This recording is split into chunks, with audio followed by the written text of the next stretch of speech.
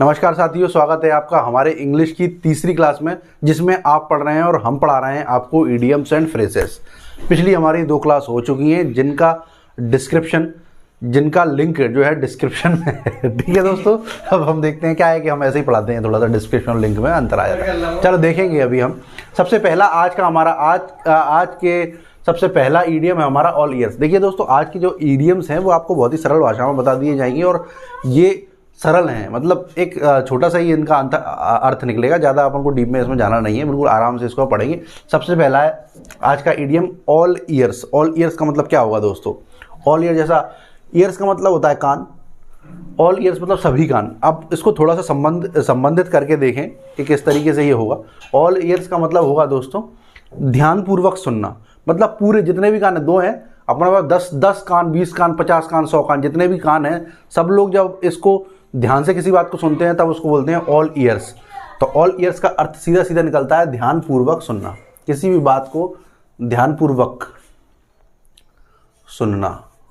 तब हम इस्तेमाल करेंगे ये वाला हमारा ईडियम ऑल ईयर्स। ठीक है दोस्तों, दूसरा ईडियम हमारा आएगा feeling blue.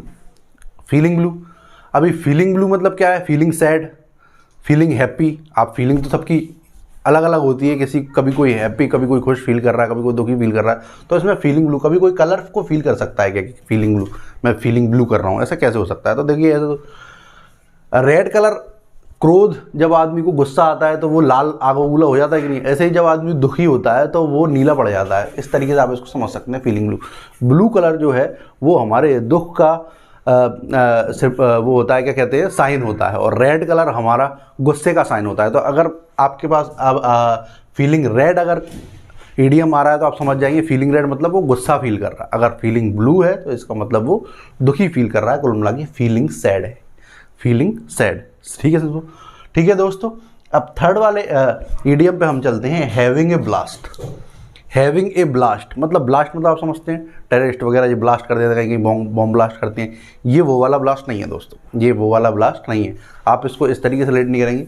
Having a blast का मतलब है जब आप बहुत प्रसन्न होते हैं, आप इंजॉय कर रहे होते हैं कहीं पार्टी में जाकर के, अपने आप में अपने घर पे इंजॉय कर रहे हैं, मज़ा आ रहा है, मतलब तब बोलते हैं हम कि यार ये तो आदमी, उसके तो आजकल ब्लास्ट चल रहे हैं, मतलब he is having a blast. कुल मिला के आजकल वो बहुत इन्जॉयमेंट में जी रहा है, वो बहुत इन्जॉय कर रहा है। जैसे मान के चलिए किसी पार्टी वगैरह में जाए और आप दोस्तों के साथ खूब नाच रहे हैं, कूद रहे हैं, मज़े कर रहे हैं, दारू पी रहे हैं, जो भी कुछ कर रहे हैं, तब कोई दूसरा व्यक्ति होगा आपसे कहेगा कि he is having a blast, मतलब वो इन्जॉय कर रहा है, वो ज़िंदगी इन्जॉय में जी रहा है, उसको बोलेंगे हैविंग ए ब्लास्ट। तो ब्लास्ट मतलब इन्जॉय करना, कुल मिला के हैविंग ए ब्लास्ट मतलब इन्जॉय करना। ठीक है दोस्तों, अब फोर्थ वाला हमारा आएगा all bark no bite.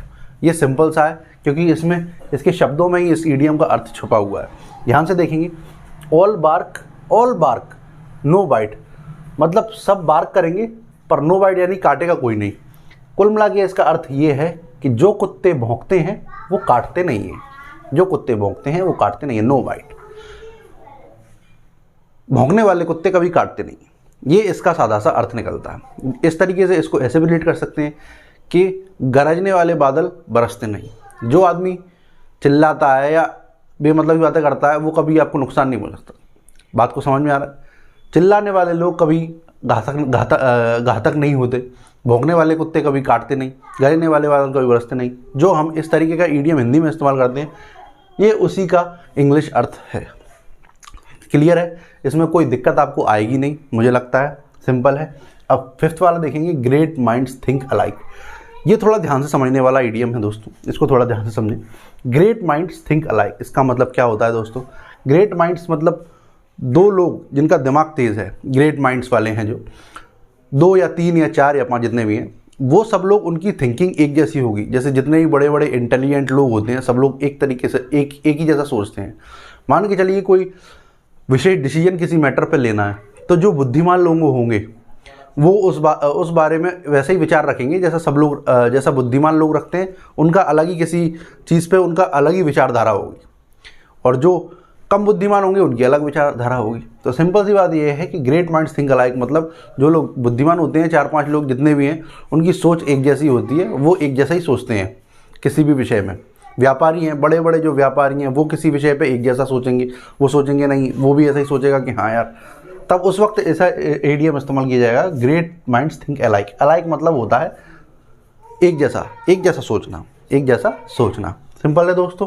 5th question है, ग्रेट माइंड्स थिंक अलाइक मतलब जो भी लोग बाग जब आपस में एक जैसी सहमति रखते हैं, एक जैसा व्यू रखते हैं किसी चीज़ पर, एक जैसा सोचते हैं किसी चीज़ के बारे में, तब कहा जाता है ग्रेट माइंड्स, यानी अच्छा जो दिमाग होगा, जितने भी अच्छे दिमाग होंगे, अच्छे दिमाग के व्यक्ति होंगे, वो एक किसी चीज़ के बारे में सेम सोच रखने वाले हैं। ठीक है दोस्तों। अब 6 नंबर वाले पे आते हैं। 6वां हमारा ईडियम है selling in the same boat. Selling in the same boat का आपको सबसे पहले मतलब समझना पड़ेगा, सेलिंग का मतलब क्या होता है। सेलिंग मतलब क्या है, ये वो सेलिंग नहीं है दोस्तों कि बेचना, बेचने वाला सेलिंग नहीं है, ये सेलिंग है, SAILING, सेलिंग। सेलिंग मतलब जब आप नाव में या जहाज में जब नाव को चलाते हो आप पानी में, तब उसको कहते हैं बोट को सेल करना, यानी सेलिंग द बोट, पानी में सेलिंग करना, उसको नाव को चलाने को कहते हैं, क्या कहते हैं, सेलिंग करना। ठीक है, समझ गए। Selling in the same boat यानी जब आप एक ही नाव में जा रहे होते हो, सेम टू सेम नाव है, तो जितनी भी सिचुएशंस होंगी दोनों के लिए समान होंगी।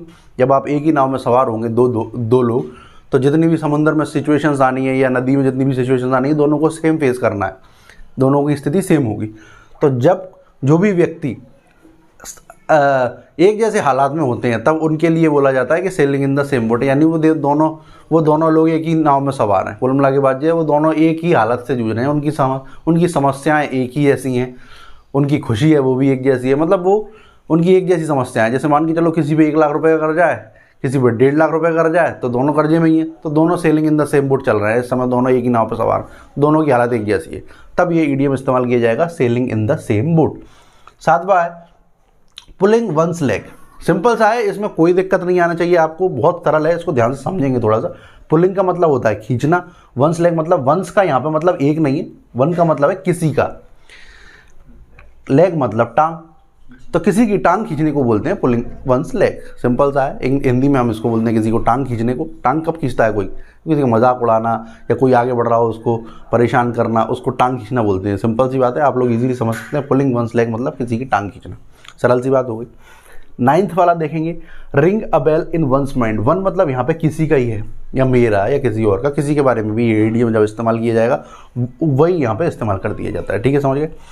Rings a bell in one's mind. Ring मतलब जानते हैं दोस्तों, रिंग मतलब बजना, बेल मतलब घंटी, यानी दिमाग की घंटी बजना। मान के चलिए एग्जाम्पल के लिए, कोई व्यक्ति अगर हमें दिख जाता है तो हम उसको पहचान तो जाते हैं कि यार मैंने इसको कहीं देखा तो है, पर एक्चुअल में पहचान में नहीं आ रहा कि ये मैंने कहाँ देखा है, क्या नाम है इसका, बस उसको देख के घंटी जरूर बज रही है दिमाग में, कहीं ना कहीं देखा है, कहीं ना कहीं शायद मैं इसको जानता हूँ पर याद नहीं आ रहा है। तब ऐसा इस्तेमाल किया जाएगा कि ring a bell in one's mind, या कोई चीज़ हमें समझ में आ गई कि यार ये मुझे ऐसा लग रहा है कि मैंने इससे पहले भी कहीं ना कहीं देखा है परंतु याद नहीं आ रहा है, तब उसको इस्तेमाल किया जाएगा ये वाला idiom, ring a bell in one's mind, यानी किसी के दिमाग की घंटी बज गई उसको देख के। कुल मिला की बात समझ में आपको आ गई होगी। 9th वाला ये ईडियम हमारा क्लियर है। 10th वाला बर्न द मिडनाइट ऑयल। ये तो सरल सा ही है, देखने में भी सिंपल लग रहा है। बर्न द मिडनाइट ऑयल का मतलब होता है, बर्न मतलब जलना, आप जानते हैं। मिडनाइट ऑयल मतलब रात में, मिडनाइट मतलब आधी रात का तेल जलाना, यानी कि पहले जब लोग बाग पढ़ाई करते थे, दिया बत्ती नहीं, लाइट वगैरह नहीं होती थी, दिया बत्ती में पढ़ाई करते थे, तो दिया जलता रहता था, उसके नीचे पढ़ते रहते थे, आप समझ सकते हैं। तो रात के अंधेरे में भी जब आप दिया का तेल जला रहे हो, पढ़ रहे हो, इतना परिश्रम कर रहे हो कि रात में भी आप परिश्रम कर रहे हो पढ़ाई को लेकर, रात भर जग रहे हो, कुल मिला के बात है। तो रात भर जब आप जगते हो किसी काम को करने के लिए, तब बोला जाता है कि he is burning the midnight oil, यानी कि वो रात में भी कठिन परिश्रम कर रहा है और रात में जग रहा है, इतनी मेहनत कर रहा है। तो बर्न द मिडनाइट ऑयल, कुल मिला के रात का तेल जलाना, कुल मिला के रात में परिश्रम करना, चाहे वो पढ़ाई के लिए हो चाहे किसी और के लिए, खासकर पढ़ाई के लिए होता है। ठीक है दोस्तों, आज के हमारे 10 ईडियम्स हो चुके हैं। यह हमारी आज की तीसरी वीडियो थी, ये तीसरी क्लास थी। ज़रूर बताएं आपको ये क्लास कैसी लग रही है, जिससे हमें ये समझ में आए।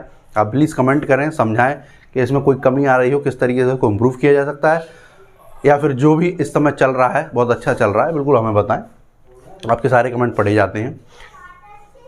आज की हमारी ये वीडियो पूरी हो चुकी है, आपको कैसी लगी प्लीज़ बताएं। जय हिंद, जय भारत।